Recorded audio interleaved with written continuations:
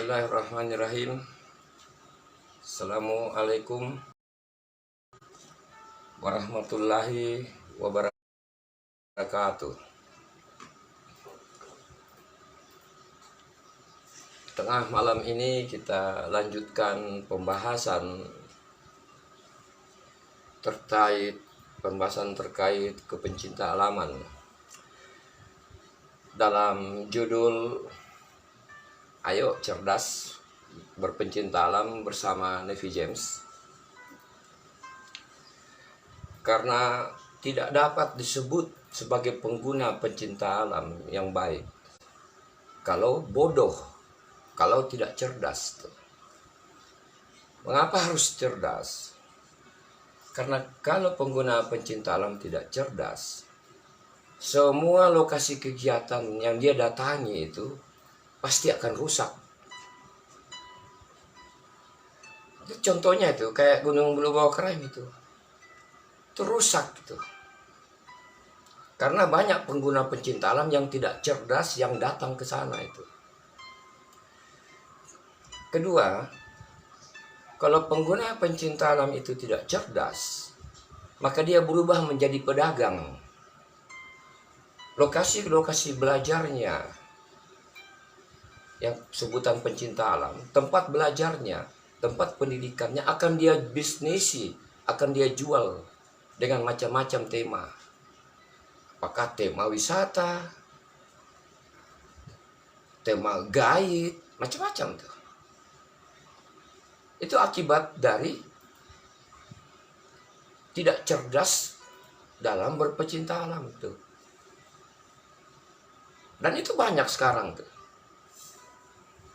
Tempat yang tadinya mendidik mereka berubah menjadi dia jual gitu. Ibarat seorang ibu membesarkan anaknya. Setelah besar anaknya, dia jual ibunya dalam bentuk wisata gitu. Gunung tempat dia belajar, tebing tempat dia belajar, gua tempat dia belajar. Itu ibarat seorang ibu itu. Setelah dia besar, dia jadikan uang ibunya itu. Tempat belajarnya dia lihat seperti uang itu. Bagaimana kalau ibumu dilihat juga sebagai uang itu? Itu akibat tidak cerdas tuh. Makanya sebutan pencinta alam menjadi terhina itu. Karena banyak orang-orang hina yang bergabung mengatakan diri pencinta alam itu. Itu sebabnya itu. Live ini untuk memperbaiki, mencerdaskan mereka-mereka yang mau belajar, yang tidak bisa belajar enggak usah gitu. Nah, itu. Terutama generasi-generasi muda yang mau belajar itu. Kalau generasi tua enggak usah belajar itu, siapkan diri saja untuk mati itu. Sudah berkarat otaknya, tidak mungkin belajar tuh. Nah, ini lanjutan dari penjelasan sebelumnya itu. Jadi, semua yang kami tampilkan itu harus dilihat utuh, tidak boleh sepotong-sepotong gitu. Kalau melihat penjelasan sepotong-sepotong, itu berarti otaknya juga sepotong-sepotong gitu. Jadi harus dilihat utuh. Ya. Nah, judulnya memang seperti ini. Tetapi kalau kita ikuti dari awal, maka kita mengerti maksudnya itu. Nah,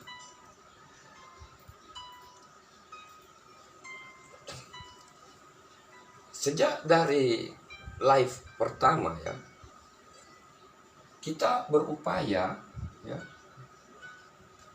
upaya mencari definisi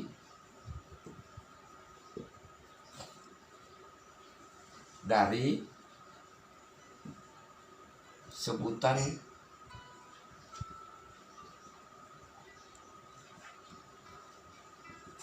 pencinta alam itu.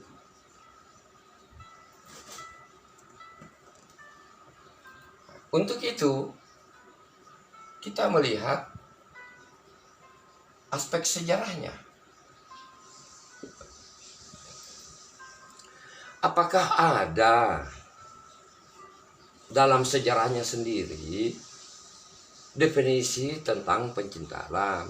Pertanyaan dasarnya itu, apakah ada? Untuk itu, kita menelusuri sejarahnya. Kita bagi menurut era. Era 1950, era sebelum 1950, era 1950 ke 1960, era 1960 ke 1970, kemudian era 1970 ke 1980. Kita periksa ini era semua ini. Apakah di sini, di era-era ini, ada sebutan pencinta alam? Definisi dari sebutan pencinta alam? Jawabannya tidak ada. Tidak ada definisinya itu. Sesuatu kalau tidak terdefinisi, maka dia akan liar. Liar bagi binatang itu. Tradisi ilmu pengetahuan itu selalu berangkat dari definisi. Tradisi ilmu pengetahuan selalu berangkat dari pengertian. Tradisi ilmu pengetahuan itu adalah ciri dari satu peradaban. Peradaban itu ciri dari manusia. Jadi kalau namanya manusia harus memelihara peradaban. Salah satu ciri peradaban itu ada tradisi ilmu pengetahuannya itu. Di dalam tradisi ilmu pengetahuan ada namanya definisi. Nah itu kita periksa dalam sejarahnya sendiri itu. Adakah definisi di dalamnya itu? Di dalam sejarahnya itu. Jawabannya tidak ada. Tuh, tidak ada. Jadi kita bikin simpulan-simpulannya. Nah, kita rekap kembali.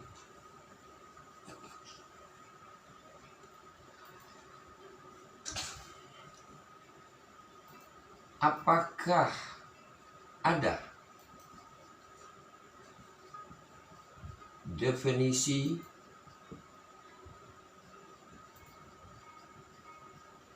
pencinta alam?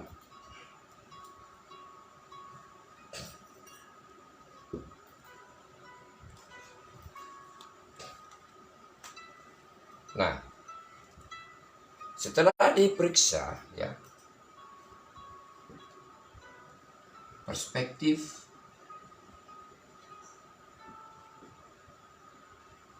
sejarah,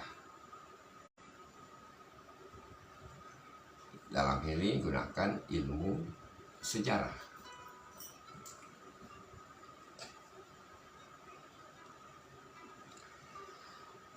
Kita periksa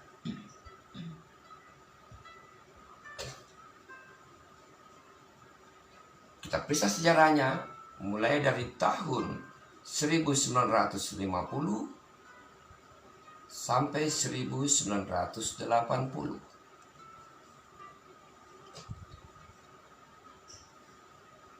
Tiga 30 tahun sejak diperkenalkan sebutan pencinta alam sampai tahun 80 tidak ada definisinya. Nah itu tidak ada. Nah itu satu keanehan luar biasa itu ya. Bergerak tanpa definisi itu aneh itu. Aneh di sini yang dimaksud tidak waras gitu.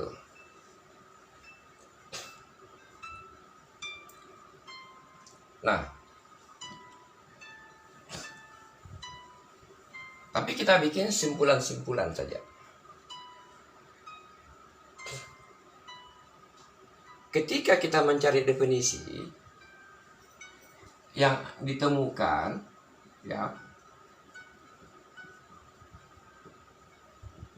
mudah-mudahan ngerti apa yang disebut simpulan-simpulan ya.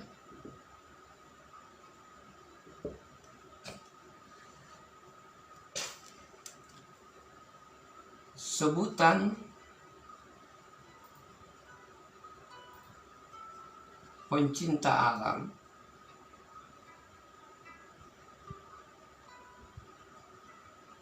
pertama kali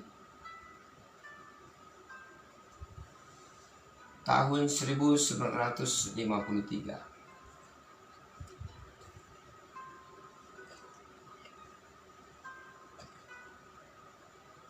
Kedua, organisasi, kita singkat ini PA.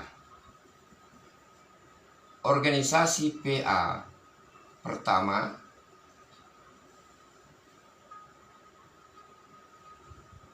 itu Perhimpunan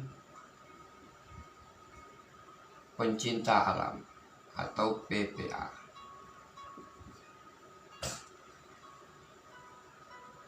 Tokoh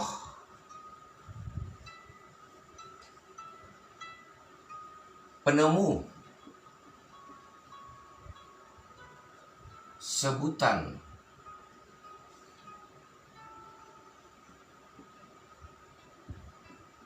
pencinta alam itu bernama Awi Bowo dan kawan-kawannya itu.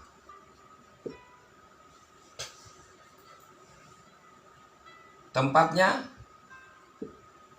waktunya di Yogyakarta, bulan Oktober 1953. Ketika kita mencari apakah ada definisi di dalam sejarahnya, kita buka lembaran sejarah, yang kita temukan ini, tapi tidak ada definisi.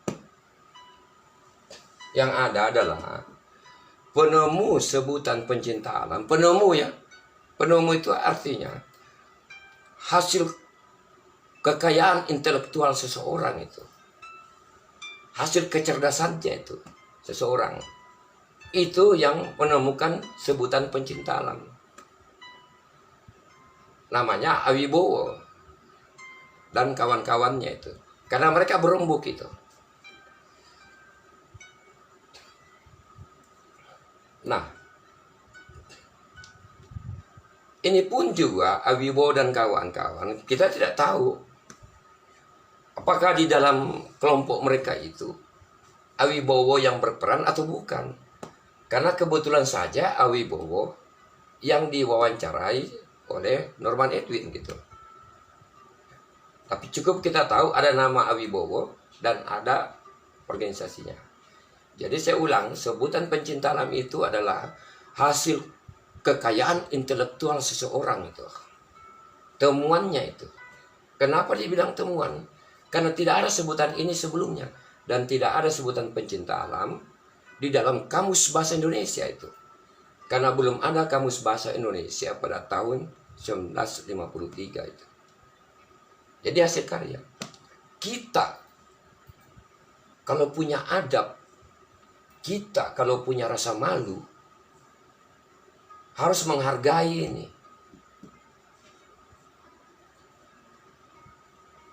Caranya menghargai, ya cerdas, bukan goblok, cerdas gitu. Karena Wibowo ini intelektual, sarjana pertanian, alumni Universitas Indonesia. Jadi dalam penulisan sejarah yang kita temukan pertama kali diperkenalkan tahun 53. Sekaligus organisasi pertama, organisasi pencinta alam itu adalah Perhimpunan Pencinta Alam. Organisasi pencinta alam pertama di Republik Indonesia adalah Perhimpunan Pencinta Alam. Ya itu saja. Tidak usah lagi bikin saya organisasi pertama di Sulawesi Selatan. Untuk apa? Tidak ada gunanya itu. Pertama tapi kalau tidak cerdas. Besar tapi kalau tidak cerdas, untuk apa itu? Nah, kemudian tokoh penemunya Awibowo dan kawan-kawan. Awibowo itu intelektual, orang cerdas di Yogyakarta. Berarti orang Jawa ini yang temukan gitu. Orang di Pulau Jawa sana, bukan orang Sulsel, orang di Jawa. Jadi kita di Sulsel harus tahu diri, punya rasa malu itu. Menggunakan karya orang. Tapi banyak bicaranya. Bagus kalau bicaranya berisi. Tapi kalau kosong, lebih memalukan lagi itu. Nah ini. Tetapi sekalipun yang kita temukan seperti ini dihargai. Ya. Kami menghormati ini. Tetapi sayangnya tidak diikuti dengan definisinya gitu. Tidak ditemukan definisi atau pengertian di sini. Nah, ini simpulan-simpulan pertama ya, nomor 4 nomor ya. Kita lanjutkan.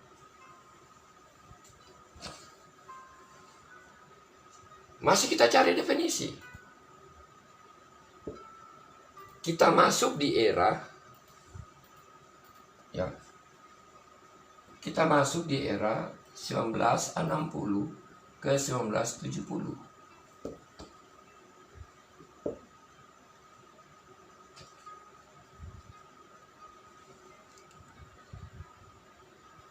Jangan berharap ada definisinya. Justru pencarian kita bertambah, pekerjaan kita bertambah.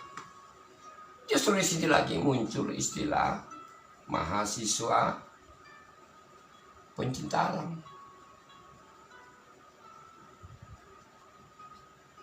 Nah, melalui satu organisasi yang bernama Mapala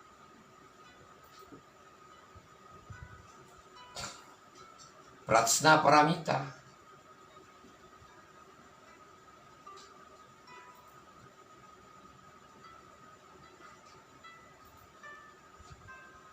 Fakultas Sastra UI.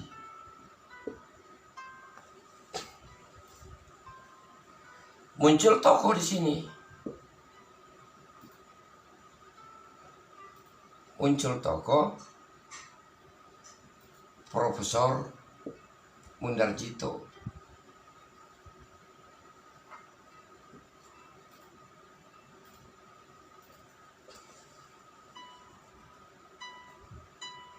Beliau ini guru arkeologi itu.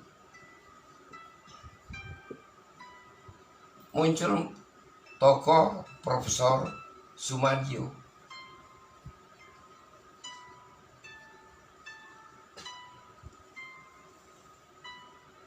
Kemudian muncul Sohoki.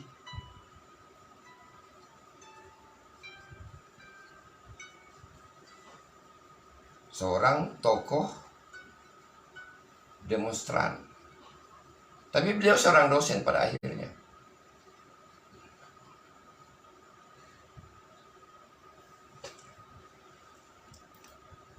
Kita cari definisi pecinta alam di tahun 50-an tidak ditemukan. Kita cari di 60-an sampai 70. Tidak, jangankan definisinya ditemukan. Justru bertambah pekerjaan. Ada lagi istilah baru. Mahasiswa pencinta alam. Nah itu.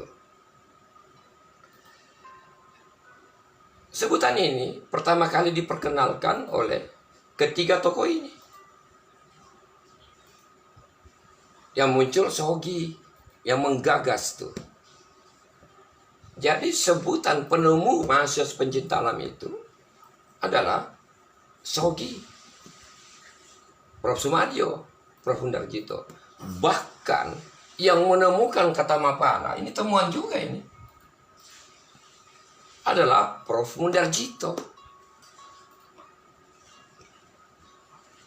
Ini hak kekayaan intelektual yang harus kita hargai itu. Karyanya mereka, temuannya ini. Nah, mereka ini orang cerdas. Jadi, akar dari sebutan pencinta alam itu orang cerdas, intelektual. Akar dari sebutan mahasiswa pencinta alam juga orang cerdas, orang yang waras gitu. Mereka ini intelektual. Mereka ini bukan suka minum-minum alkohol. Tidak ada itu. Bukan pemabuk ini. Ini tokoh-tokoh yang dikenal di muka bumi ini. Mereka ini orang Jawa, orang Tionghoa. Bukan orang Sulsel. Jadi kita di Sulsel harus punya rasa malu itu. Harus punya siri gitu. Kita pakai karyanya orang, tapi kita salah gunakan gitu. Kita pakai karyanya orang, kita rusak gitu. Kita pakai karyanya orang, orang itu orang cerdas, tapi kita tidak cerdas. Itu memalukan namanya. Faktanya seperti itu. Realitasnya seperti itu. Yang mengatakan ini adalah fakta. Saya mengucapkannya. Gitu. Nah, sekalipun demikian, tidak juga ditemukan di sini definisi pencinta alam. Ya, mungkin mereka luput, terlalu sibuk, karena situasi Republik Indonesia pada saat itu semrawut, lagi bermasalah besar itu. Mulai dari tahun 45, 50-an, 60-an, guncang itu Republik. Sehingga mereka tidak sempat mengutak-ngatik definisinya itu. Nah, bisa saja seperti itu. Jadi kita hargai ini. Bukannya kita temukan definisi pencinta alam, malah bertambah definisi yang sudah cari. Lalu apa pula definisi mahasiswa pencinta alam itu? Justru bertambah pencarian kita. Kayak 60-70. Tidak ada ditemukan, malah bertambah.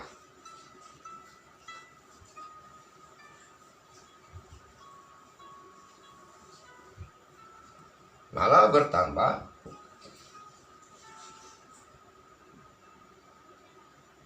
Mahasiswa pencinta alam. Ini juga mau dicari nih.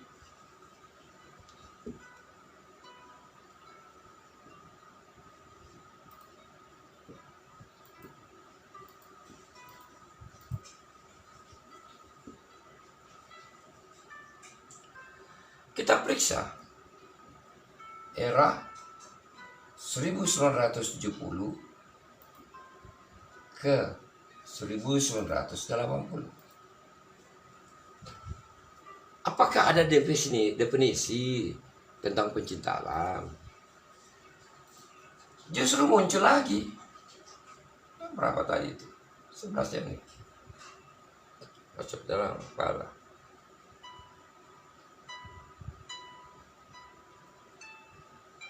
Ya.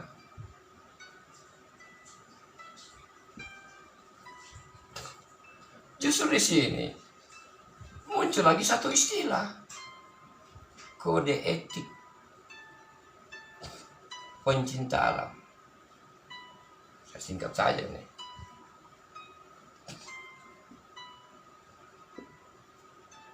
Sebelumnya yang murninya adalah kode etik pencinta alam ada Indonesianya itu.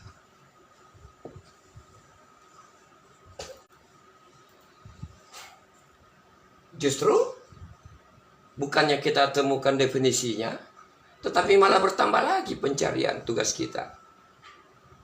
Apa pula itu kode etik pencinta alam itu? Benarkah itu? Benarkah penggunaan kata kode etik? Nah, itu.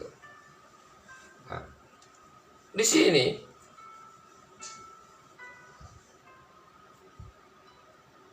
pengagasnya ini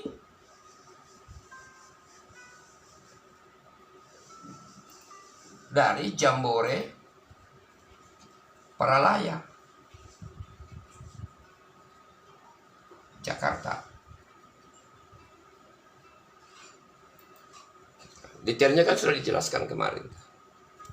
Baru nanti diusulkan ke Gladian. Jadi kode etik ini adalah kode etik yang sudah ditetapkan sebelumnya untuk anggota Jambore Paralaya. Nanti baru diusulkan untuk keseluruhan.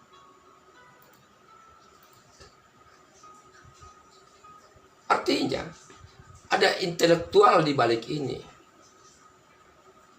Artinya ada upaya-upaya, ada orang cerdas di balik ini, berupaya untuk mematangkan, menyempurnakan, mengarahkan ke tempat yang baik itu pencinta alam. Ada upaya, makanya mereka buatkan kode etik. Tugas kita menyempurnakan lagi gitu. Tapi ada upaya untuk baik. Jadi dalam sejarahnya, para intelektual itu ada upaya untuk berusaha memperjuangkan menjadi baik gitu. Tapi sekarang apa yang terjadi? Bukan rahasia. Banyak hal-hal memalukan.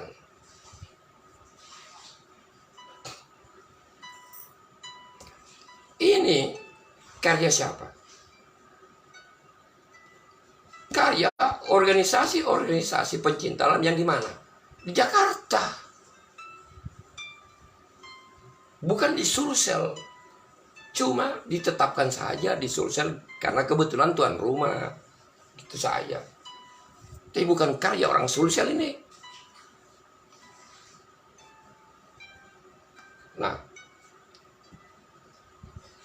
dari 50 ke 80, 30 tahun. Banyak hal kita temukan, tetapi kita tidak temukan definisi pencinta alam, definisi mahasiswa pencinta alam, masuk lagi persoalan kode etik pencinta alam. Dalam kode etik pencinta alam juga tidak ada definisinya gitu.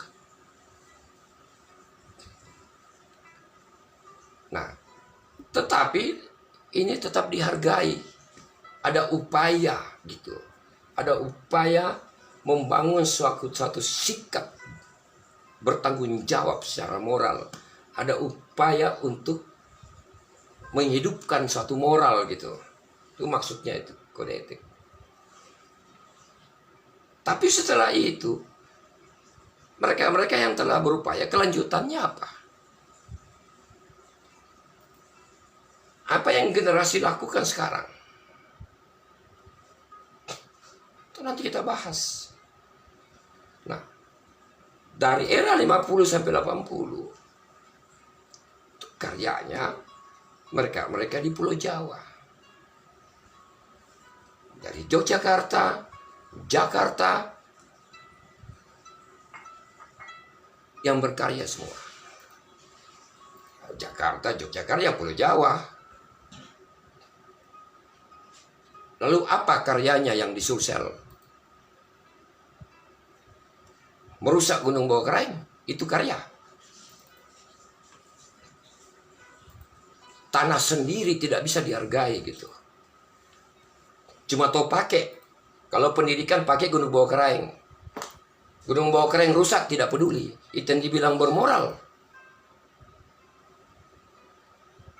Sekalipun ini sudah disampaikan, tapi tidak berpengaruh. Itu menunjukkan sudah tidak punya rasa malu.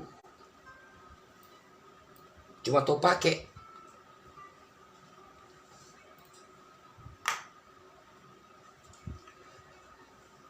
Nah, ini simpulan-simpulannya.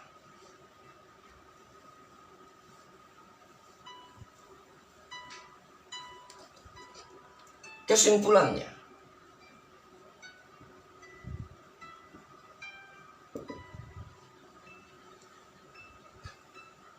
sejak pertama kali diperkenalkan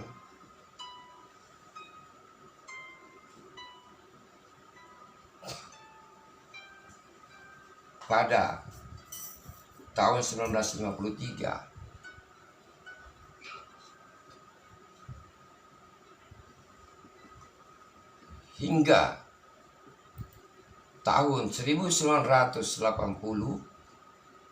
kurang lebih 30 tahun, tidak ditemukan definisi pencinta alam, definisi mahasiswa pencinta alam.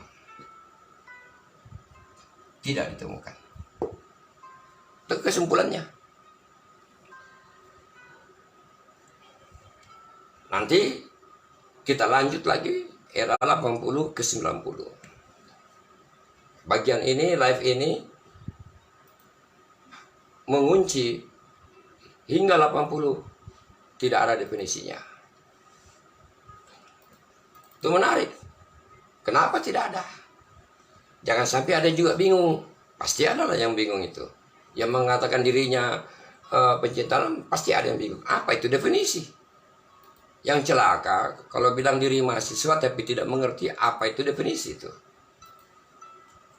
Atau mengatakan diri sarjana tapi tidak mengerti apa itu definisi.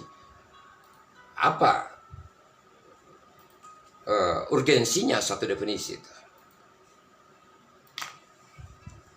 Nah, malam ini tidak banyak disampaikan, cuma mau mengunci pada simpulan-simpulan dan kesimpulan. Baru masuk era 80. Tapi tidak malam ini, nanti di live berikut. Demikian live singkat malam ini. Semoga bisa ditangkap maksudnya. Dan berpikirlah untuk memperbaiki yang bisa diperbaiki itu. Terutama generasi muda itu. Anda harus cerdas sebagai generasi muda. Jangan sama dengan yang sebelumnya itu. Selama Gunung Bulu Bawah Kering rusak, selama itu pula tidak bisa dikatakan ada pengguna pencinta alam yang cerdas. Itu indikatornya itu. Demikian live malam ini, semoga bisa membuat kita berpikir ya, dan punya sedikit rasa malu. Saya akhiri sampai di sini. Silakan menikmati hidangan sahur ya. Selamat menunaikan ibadah bulan puasa Ramadan. Semoga Allah Subhanahu wa taala melimpahkan rahmat dan rezekinya bagi kita semua. Wassalamualaikum warahmatullahi wabarakatuh.